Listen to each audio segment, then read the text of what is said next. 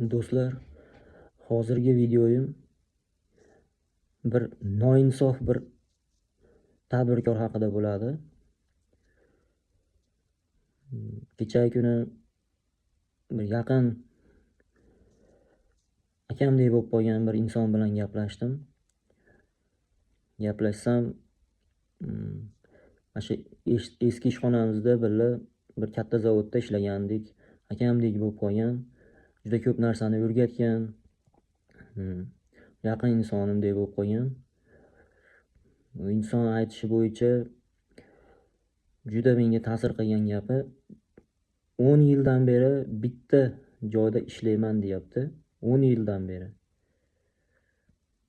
Mana shu 10 yilini bitta zavod uchun umrini sarf qilgan odam, qaysidir ma'noda juda katta foyda olib kelgan inson aytyapti.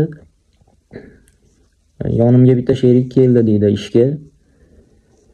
U insonni surishtirsam, boshlig'i qarindoshi bo'larmish.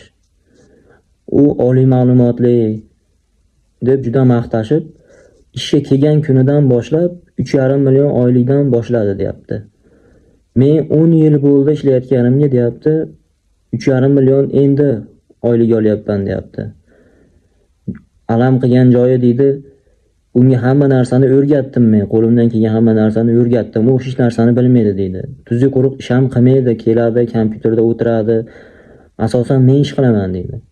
Hamma narsani o'rgatdim, lekin menga juda alam qilib ketdi. Boshliqning oldiga kirib, oyligimni ko'tarib ber desam deydi, juda qattiq gaplarni gapirdi deydi. Sen o'zing nimani do'ndirib qo'yyapsan? Nima ish qilding o'zi? Oyligini ko'tarib beradigan nima ish qilding? O'zi deb juda ko'yniga og'ir botadigan gaplarni gapiribdi. Ishdan ham hafsalam sovib ketdi deydi. Endi arizam yozaman deyapti. Men aytdim, aka dedim, O'zbekistonda bunaqa boshliqlar juda ko'p. O'zimni boshimdan ham o'tgan dedim. Mana shu ertalab 8 dan kechasi 11 gacha ishlaganman dedim. 2 million pul olganman. 2,5 millionga dogovor qilib turib, 2 million pul olganman aka dedim. Menga ham juda ta'sirli alam qilgan dedim. Sizni kuningiz meni boshimga ham tushgan. Uni juda yaxshi bilaman dedim. Undan ko'ra kartoshka sotsangiz ham dedim, asha kunda qo'lingizga pul tushadi. Bozorga chiqsangiz ham asha kunda qo'lingizga pul tushadi. Qaysidir iflos boshliqlarni buyrug'ini bajarishga majbur bo'lmasangiz, mana shu davno chiqib ketishingiz kerak edi ishdan desam, to'g'ri aytasiz, endi ishdan chiqib ketmoqchiman deb shunaqa gaplarni gapiryapti. Bunaqa noinsof tadbirkorlar, boshliqlar juda ham ko'p. O'zini nafsini yo'lida hech narsani o'ylamaydi, hech narsadan tap tortmaydi. Siz uni oilaviy sharoiti qanaqa, bu oylik yetyaptimi, yo'l kira qiladimi, obed qilasizmi, ularga hech qanday qizig'i yo'q. Sog'ligingiz ketsa ham, ishga chiqmay qo'ysangiz, nima bo'ldi deb telefon ham qilmaydi.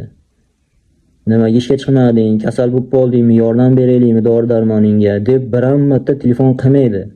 Hamma ham emas, lekin shunaqa insonlar bor, o'zimiz boshimizdan o'tgan.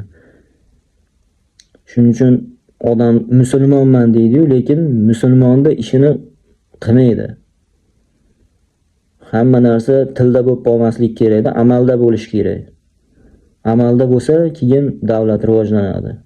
Bitta yaxshi insonga ko'payadi odam. Odam va'dasida tursa, qilayotgan ishiga sodiqlik bilan ish qilsa, birovning haqqiga xiyonat qilmasa, keyin odam rivojlanadi. Unaqa haromdan pul topgandan keyin oilasiga yuqmaydi, qaysidir joydan teshib chiqib ketadi. Hozirgi tadbirkorlar hammasi ham emas, lekin shunaqa tadbirkorlar juda ko'p. Buni asosiy sababi ishchi kuchi arzonligida. Sen bo'lmasang boshqasi xohlaganingni qil, sendan boshqasi ham kelib ishini qilib ketaveradi deb o'ylashadi.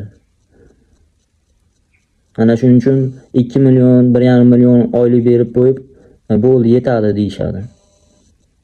Uni na yo'l kira qiladimi, na yeb ichadimi, yo dori-darmon oladimi, u nimaga yetadi o'zi? Hisob kitob qilib ko'ringlarchi. O'zinglarning fikringlarni kommentariyada qoldiringlar.